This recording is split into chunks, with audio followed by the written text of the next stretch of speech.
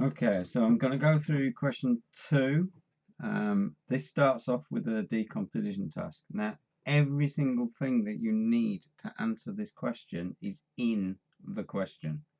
So let's just read this paragraph at the start first. So it's a school mobile app to allow people to make bookings, parents see them. Okay. Right, so it says parents must log in before they can use the system. So you can see that on the diagram here. They can then choose to book a new appointment, view all appointments already made, or update their personal details. Now, that's obviously going to be either in here or in here. Okay, but I'm just going to carry on reading. It says, if parents choose to view their appointments, and I can see view appointments here, and there's two options, they can either view them on screen or print them off. So, okay, I'm going to look at these. So, I'm going to look for the view on screen and print off. So I'm looking for that first. So view appointments on screen is D. So I'm definitely going to do that. So I'm going to put a little tick for myself. That I'm going to include that one. And I'm looking for this other one, print them off. Print a paper copy of appointments. So D and F is what I'm looking for. So down here, I'm going to say, okay, then D and F. Let's do that. Now, there are still 4 left with only 2 boxes to fill in. So I'm going to go through a process of elimination first. Right, so book new appointment. Now, they did mention about booking new appointments, so that's definitely something I'm going to include in this diagram. I'm not making things up. I don't add any extra information. I go from what I've been given. The whole of this paper is about what you are put in front of you on a piece of paper. You follow that. You do not embroider or add things. So that's a definite. Right. Check attendance. Now I'm going to quickly read this through. There was nothing said about check attendance. So that's definitely a no-go. Update personal details is C. So let's look at that. They can book a new appointment, view all appointments, or update personal details. That is definitely in there. And log out of system. It doesn't mention logging out. So I'm going to exclude that. So I've just got to decide between book new appointment, where does it go, and update personal details.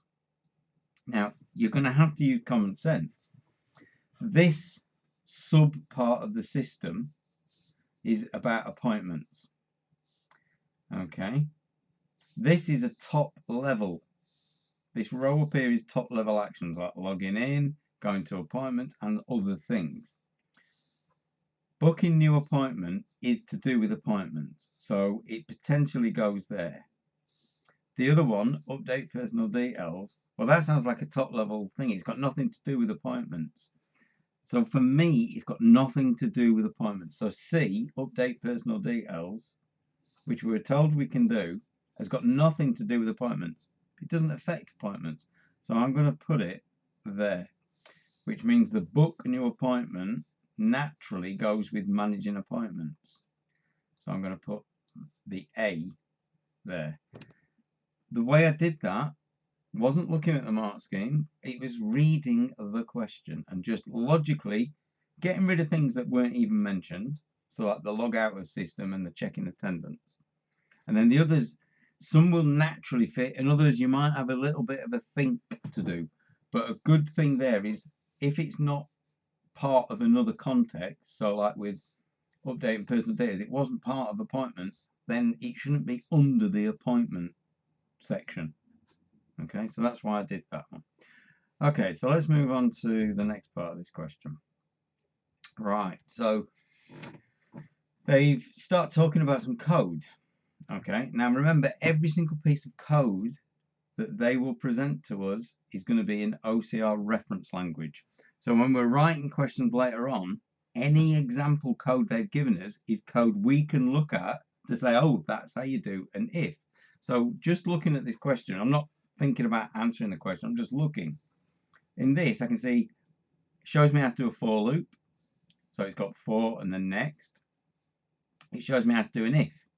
They show me how to access an array as well. So the name of the array, square brackets, and then the index that I want. So they're giving me clues to things that might help me later on in the paper. It's really important on paper 2, this. Okay, so let's go back to the question. So it says, we got this parents appointment. You can book up to 5 appointments. It's stored in a one-dimensional array with the identifier. Remember, that means name, appointments. So down here, they've just shown you an example of what the array might look like. Okay, so this is the data type. So they're saying, well, this is an array, appointments, and here's the contents. Okay, so in the array, each element is either the name of a teacher or an empty string. So I can see here that there's no appointment made there and there's no appointment made there. But what you always do when you get an array question is we write 2 things. The length of the array. So the length of this array is 1, 2, 3, 4, 5 items. And I'm going to write my indexes. 0, 1, 2, 3, 4. And that will help me when I'm answering the question. Right, okay, so the presented a program that's got some issues. So they ask us about it to start with. So it's a define what a logic error. And remember, there are 2 main types of errors: syntax errors and logic errors. Syntax errors are errors where we haven't written the language correctly. So we've made a spelling mistake in a keyword, or we've not placed keywords and language structures correctly based on the language. Okay, so there's syntax errors. If you get syntax errors, it stops programs even running. They won't run in general. But what they're asking us here is logic errors. Now, logic errors are errors where the code is fine, syntax is correct, I've followed the rules of the language, but this program will not do what I expect it to do. That's essentially what a logic error is. Now, some people will say, oh, this means it won't crash. It'll run but not crash. Actually, a logic error could cause something to crash while it's running. Okay, so try and avoid saying that. So what we're trying to say about a logic error is it works, but it will not have. So when we say works, we might mean it runs or executes, but it might not run as expected. So I'm going to say it won't work as expected because we've screwed the logic up. Basically, we've not understood it. We've written something silly, but it won't work as expected. Okay, and what that is depends on what the logic error was. Okay, so then going to ask us to try and identify what the logic errors are. So always try and look for the same things. There's not many things they can put into a program. One thing they can ask you to check for is comparisons. So check, is there any ifs? Is there any ifs? Are they using less than when they meant less than or greater than? Or are they using greater than when they meant less than? So check to make sure they're applying the correct logic. Okay, so I'm going to look at that one first. So all we got here is an if to see if something is empty. Remember, double quote means empty string. So I'm just going to annotate that, empty string.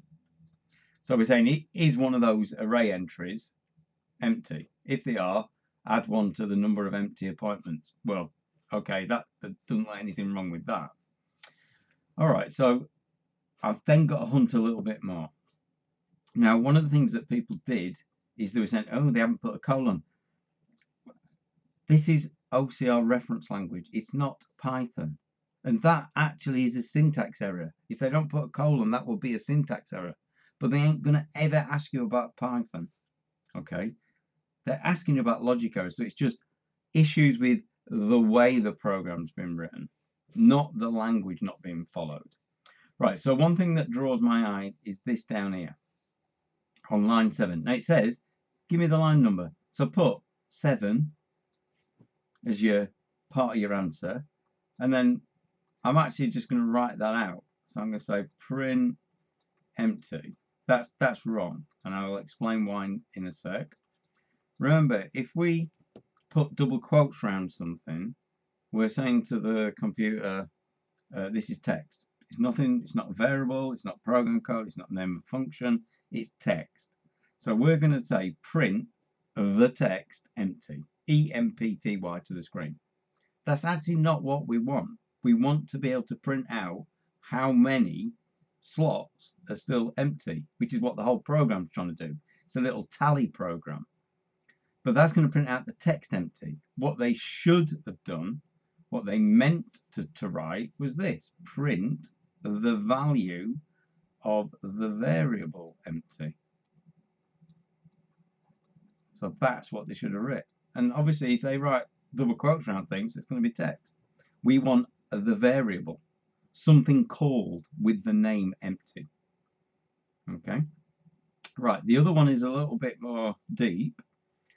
But if you look, this bit I've said already, this is just checking to see if a particular position in the array, whatever the value of the variable I is, and look, they've done a loop that starts at 0, goes to 4. So it goes 0, 1, 2, 3, 4. So it's going to go through every element of that array. And we're just saying, right, at each position, is it an empty string?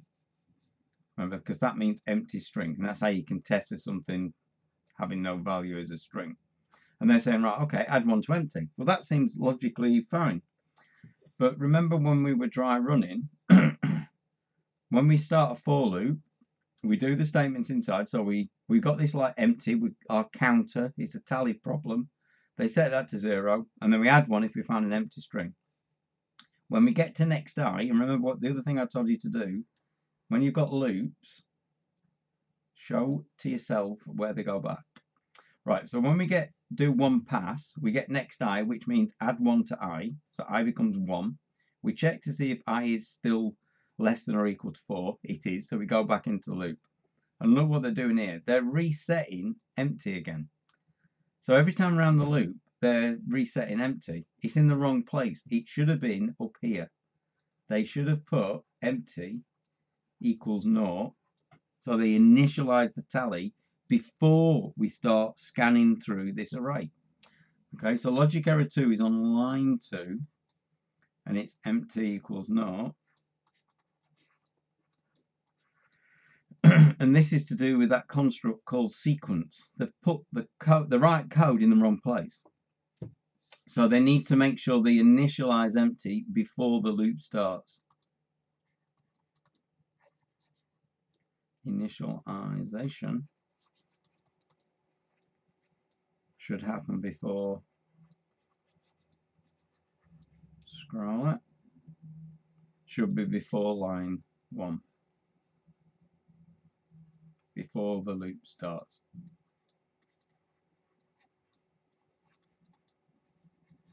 Otherwise they're just resetting it, and we add 1 to it and then it gets reset again. So the only value it'll ever have is 1. So I'm just going to say before line 1. Okay, so that's a practice thing, looking out for logic errors. Okay, right, so let's move on. Now, the next question was about binary search. So we've been given an array that's got some values in it that we're going to, and they're in order, which is, remember, a prerequisite for binary search, but we've got an array. So we're going to write down 2 things. Its length, so let's just count that. 1, 2, 3, 4, 5, 6, 7. So length 7. And I'm going to write down the indexes. 0, 1, 2, 3, 4, 5, 6. Right, binary search. They want to show us how we check to see if the student got a 7. Okay. Right, so that's binary search where we look for a middle value. So we start off, and it's really important if you're going to use your paper. Some of you did this with your paper. You didn't put a line, but you went down here and then you started here again. So it's important to say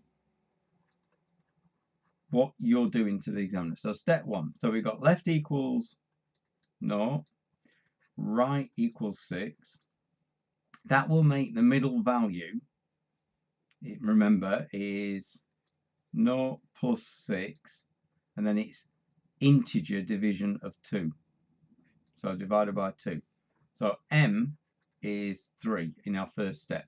So we look up the value at m. So we say value at m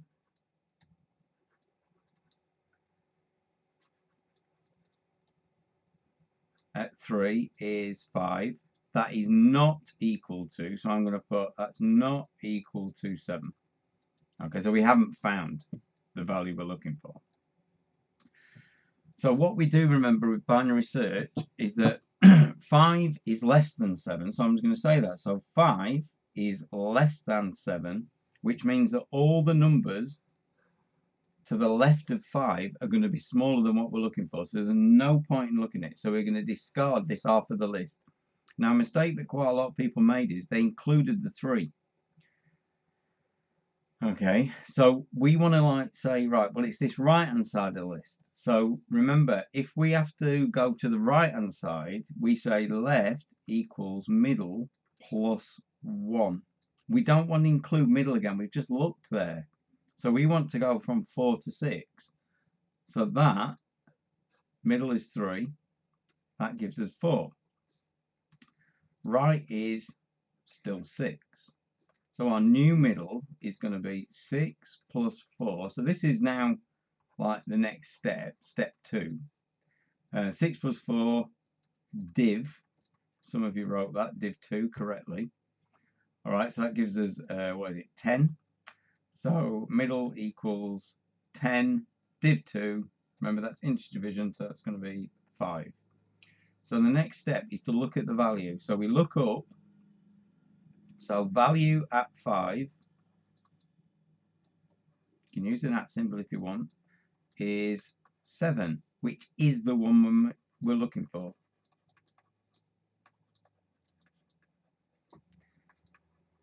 So we stop.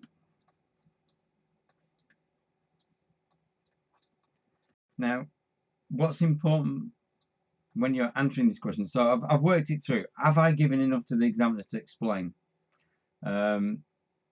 So here I'm going to say, off the back of this, I'm going to say to the examiner, so we're discarding the left-hand side. So I'm just going back and I'm just making sure that when someone else reads it, they can follow it through. It's so important to do that. A lot of you, it looked like you just randomly put some calculations all over the page. Okay, it's not easy to structure it. They don't give you a lot of space. If you make a mess, don't try and squeeze a bit more in. Use the spare paper that's at the end of the booklet. You've got a full page. You could have gone today, you could have gone, say, 2CI, C extra paper, and written it all out nice on one full page. So don't ever forget that. If that feels cramped to you, go and do it on the extra paper. Okay, so the next bit, through quite a lot of you, how binary search would determine that a value doesn't appear. Okay, it's not you. They want to know how. So remember, we keep subdividing. All right, and then we've got these left and right pointers. So for our array, we start with the full extent of the array, and then we like go, all right, well now it's this bit, and then we might go, oh now it's this bit. So we keep subdividing, but when you get down to a single item left, so left and right are in the same position, and that isn't the number you want, then there is no more of the array. So what you've got to explain to the exam board here is that when we get down to a single item, if that is not the one we're looking for, then that's it. It doesn't exist. Now, some of you did say that it's when the right and left, when you follow the algorithm through and you keep doing the like throw away one side or the other, if they end up in the wrong order, so the right pointer index is less than the left index, that is the thing that indicates it to the algorithm. Okay, that says to the algorithm, right, okay, we've exhausted the whole list. You can't just say it looks to see if it's there. That's not explaining how binary search works.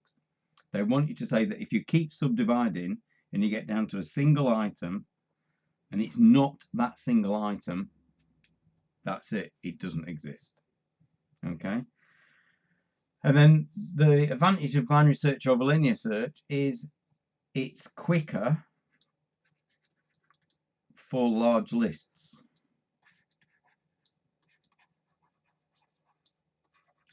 But it does have its downside, remember, but it has to be in order.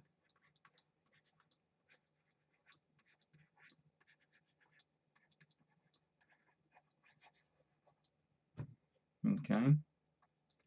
Has to be in order. Some people said it was quicker for small lists. Well, that's not true. Linear search is quite a simple process. We just keep looking at the next position. So if the list isn't very long, that's going to be quicker than binary search. All right, so be careful with doing things like that. Okay, that's the end of that question. So I'll stop there. I'm keeping these all separate.